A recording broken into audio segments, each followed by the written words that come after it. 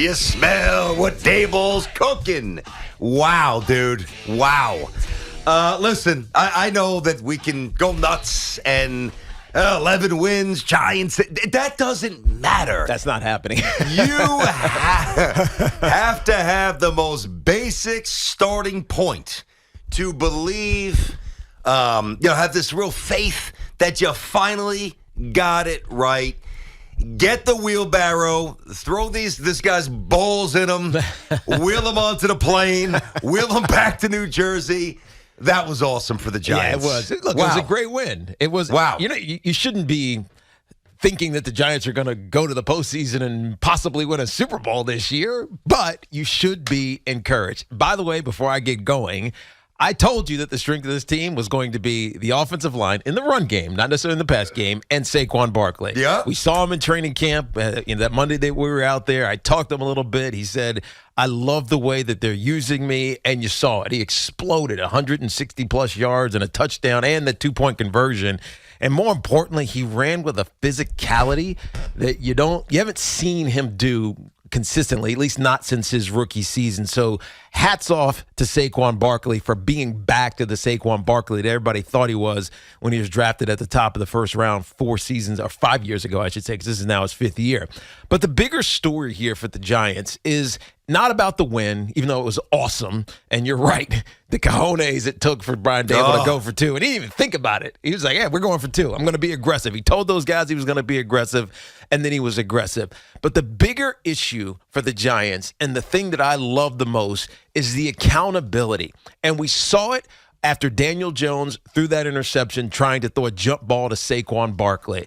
I asked Daves, I said, Daves, what did you say to him? He said, make better decisions in that situation. And he did it in a public way that demanded to be done. So many times with young quarterbacks or even older quarterbacks, you don't see that happen, right? And if it's Brett Favre or Aaron Rodgers or Tom Brady or Peyton Manning, you don't really need to do it publicly because you know that they have an accountability to themselves, right? And they have accountability to their team. But by Brian Daboll doing that, whether he realized he was doing it or not, it created a public sense of accountability, not just for Daniel Jones, which he, by the way, corrected. He made great decisions down the stretch, led them on a game-winning drive, and ultimately to the two-point conversion. A great play design for the winning, or actually the touchdown and then the two-point conversion, how it was all executed. But it gave an accountability to this team. And when you're just trying to get culture right, that is the most important thing. And it was awesome to see from New York Giants and New York Giants fans. Yeah, and it was the exact opposite for the Jets, and we'll get to them later on. By the way, Joe Beningo makes the Tiki and Tierney debut today. 31 double-digit losses the last 5 years for the Jets. Hey, let's have Joe Flacco fling it 59 times. That seems like a sensible approach. We'll do the Jets later. But listen, and great weekends for the Yankees and the Mets, so we'll squeeze it all in. I think that's the most galvanizing Giants win in a long time. I mean, I hop on Twitter, and all you fellow Giant luminaries are tweeting away, reveling in the win, pumping up the team. Carl Banks tweeting, Eli tweeting, Jacobs tweeting, Victor Cruz tweeting, the fans going bonkers. I don't care, even if Saquon gets stoned on that play. That's not the point. You're right. The Giants, and I know that... I know that you say, and you're not wrong, that it's not about the Super Bowl, obviously, not even close to being there yet. But I just don't want to paint a tantalizing picture, at least. I got to be honest. There. Oh, no, I think you have to. Yeah. Next week, the 0-1 Panthers are at MetLife, and that place is going to have a pulse for the Giants that it has not had in a long time. This is fact. Winnable. Game after that, bam, bam, bam. Monday Night Football. Here come the Cowboys, minus Dak. And then the week after that, at home again, the Chicago Bears, who won that looked like 1970s film, like where you don't even have groundskeepers, that turf in Chicago. Thank you, Trey Lance. Yeah, you can't beat the Bears? You can. For it. I understand. You don't want to put the cart before the horse, but Tiki, you're searching for an identity. You're searching for a pulse. You're searching for hope. You're searching for direction. You're searching for leadership. Yeah. And Daboll exuded every aspect of that. You know what I love, too? And he doesn't even care, right? So he's asked about the way he was, ripping into Daniel Jones. He's like, no. I was screaming into the headset to communicate with my coaches. Coach, you weren't wearing a headset. I love it. Just lie to us. Who cares? That's fine. We thought that this guy seemed like a perfect hire. I know it's early. Listen, they're going to have a new quarterback most likely next year and 2 years. I get all that. But do you think the Giants have the right guy? I do. I think they have the right guy. And look, there's many other things to talk about in this game, but at the end of the day, the Giants won. They scored 21 points in this game. They were aggressive. Saquon looked like he is a star again, or could be a star again. The fumble, something you got to work on. He gets punted out from behind, but that's why, keep it high and tight, even when you're in the open field, man. You never know where they're coming from. But there were so many positives. There's a lot of negatives in this game too. I go watch the film. It's like that's bad. Mm-hmm. Take Crowder. What the hell are you doing? It's man coverage. You know what I mean? Yes, yeah. Listen, there's a reason why Daboll's here. Austin Colito, dude, what's up, man? That's a running back. It's your responsibility going out of the backfield. Yeah. You might want to cover him. Right? There's a lot of things that were bad in this game. But in the NFL, you just need a win. You got to find a way to win. You got to lock down when it's important. And the Giants' defense did that. And offensively, they did enough to win, right? And they got lucky. Let's face it. Sometimes it's luck. That's right. You get a kicker in Randy Bullock who doesn't usually miss. He missed. Mm-hmm. And the Giants walk away with a win. And at the end of the day, with a new regime, you need to get that one you need to just get it. Just get that first win. And it happens in week 1 on the road against Tennessee, who I'm not high on. I'm not saying the Tennessee Titans are great and they beat a great team, because we all had some doubts about the Tennessee Titans coming into the season, especially after how their season ended last year with Derrick Henry out. But you're on the road. It's a new regime. It's a new staff. It's 50% of the team is brand new, and you find a way to win a game. You got to be excited about it. You got to love where the potential is for the New York Giants. I'm not saying that it's going to be, a great year. I don't know, win-wise. But I do think the accountability is the most important thing that this Brian Daboll, Joe Shane, as a general manager, staff have brought to this. And we haven't seen it in a long time. Mm-hmm. And when it manifests itself on game day, you know that it's been drilled and drilled and drilled and drilled the entirety of camp and even longer into the offseason. And think about this, and I'm totally with you. If Daboll had no issue lighting up his quarterback in view of every camp, what do you think they was doing during the some of the closed sessions during practice? Yeah. Like that message, I don't mean just to Jones, I mean to everybody. Yeah, you're right. Without those core ingredients, you could trick a few people, you can get a little lucky, you can have a good season here and there, but you're not going to have sustained success. It's a house of cards.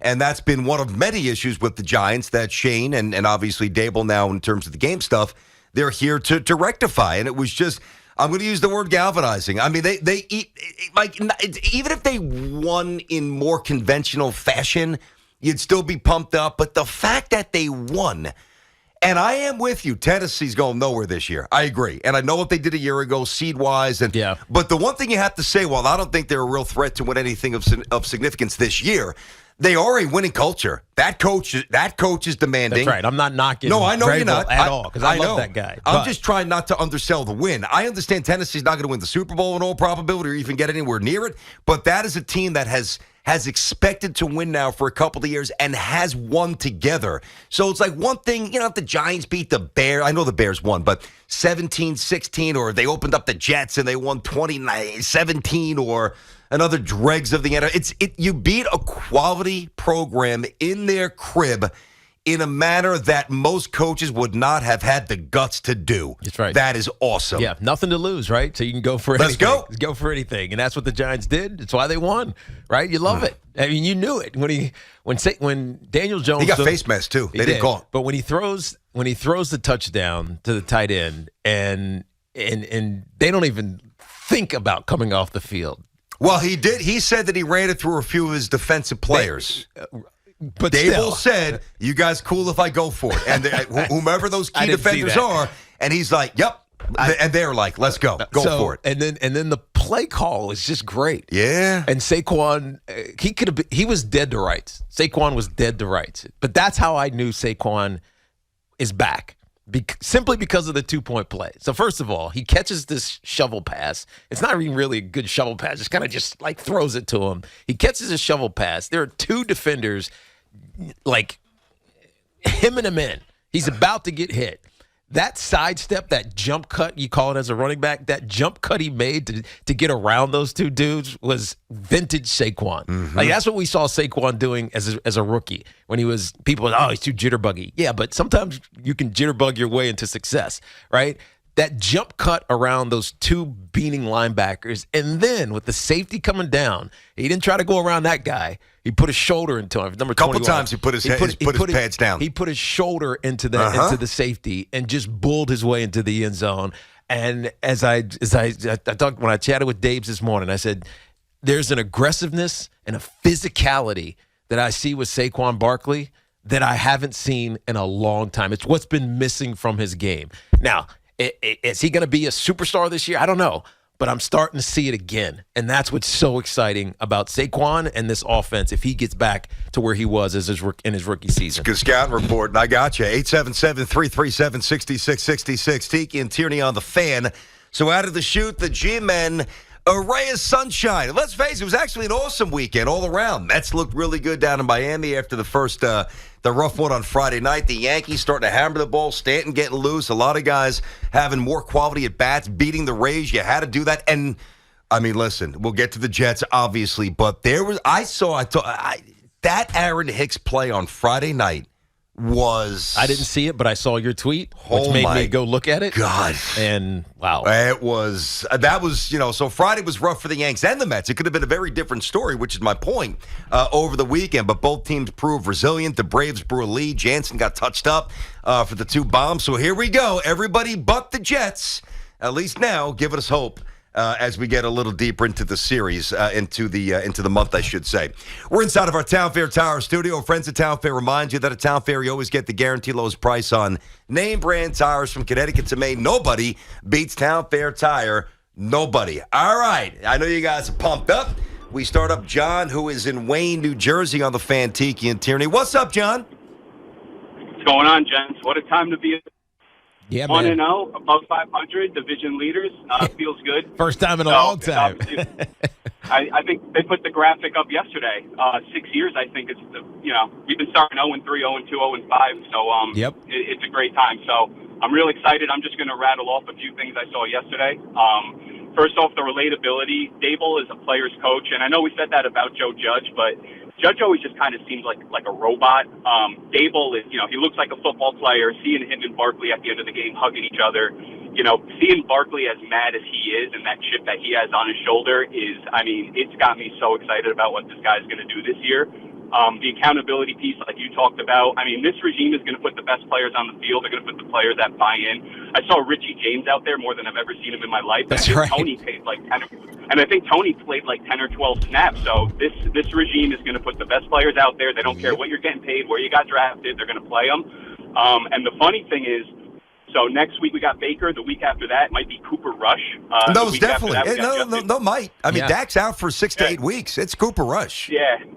Unless they get someone off the streets. But what I'm getting at is, and I don't want to put the horse before the carriage or whatever he's saying, but 2 weeks ago, if you told me the Giants were going to be 2-2 to start the season, I'd be like, yeah, let's do it. No, I don't think that, 2-2, John. I don't think 2-2 at this point is good enough. Stop. No, hold on a second. Wait. Let's do. Thanks for the call there, buddy. Let's do this logically. I have not seen the spread yet. What do you think the spread is? I think it's probably a pick'em. Panthers, Giants. Definitely. I think it definitely in the neighborhood of pick'em, right? I think it definitely is. Because okay. the Panthers actually looked pretty good at moments, but look, it is what it is. You lost to Jacoby Brissett. Bottom line, dude. Yeah. You're playing Dallas without Dak. There's a lot of talent. There's a lot of talent on the I know Browns there is. team. I get that. But you're playing Dallas without Dak, and Dallas with Dak looked impotent against the Bucs. Yeah, but the Bucs have a great defense. I understand that, but you scored 3 points with Dak. Yeah, on their first possession, by the way. That's true, Earl. That's right. And you're playing the Bears, and Justin Fields, take him off a wet, saturated field at home, now throw him halfway across the country in front of 80,000 rabid maniacs. You tell me Giants aren't supposed to win, or probably will be favored, or in the neighborhood of being favored 2 of the next 3 games? As excited as I am about the New York Giants, it's hard to say they're supposed to win anything right now, right? It's just it's so early. They played really poorly in the first half of this game, and they're compromised on the second level of their defense when it comes to coverage. And Ryan Tannehill didn't do anything special. He saw the Giants in man coverage. It happened 3 or 4 times. He was immediately throwing it to the running back. Immediately. Ryan Tannehill. He wasn't doing anything special. Wasn't throwing bombs downfield. Wasn't dissecting cover 2 zones and things of that nature. He immediately found the biggest mismatch, which was Dontrell Hilliard, who had 2 touchdowns in this game, on a linebacker, and said, "I'm giving you the football." And in his 5 touches, he's had, 60 yards and 2 touchdowns, right? So there are some deficiencies on this Giants team. Not saying there's not. And offensively, they were ineffective. They didn't throw the ball well. There wasn't a lot of protection. So there's issues here. But there is a resiliency. So I'll give the resiliency. And to me, it's not about the wins. It's about the culture. It's about the accountability. And that's what we saw. And it's why they were able to steal that game after playing so bad in the first 30 minutes. No, T, don't get me wrong. I'm entirely with you, because without the culture and the aforementioned traits that you just referenced, the win is a win is largely hollow. Yes. Because in a lot of ways, you almost luck into it. There's no doubt. But by the way, the Giants are favored. It's not even a pick 'em. They're minus 2.5 Okay. at home against Carolina. Now, the last 10 years we've seen, especially at MetLife, a lot of times the Giants lose games they're supposed to win. I'm not saying this team's going to go on some ridiculous run, but I do think I could take it a half a step past you. Half a step. Not go nuts.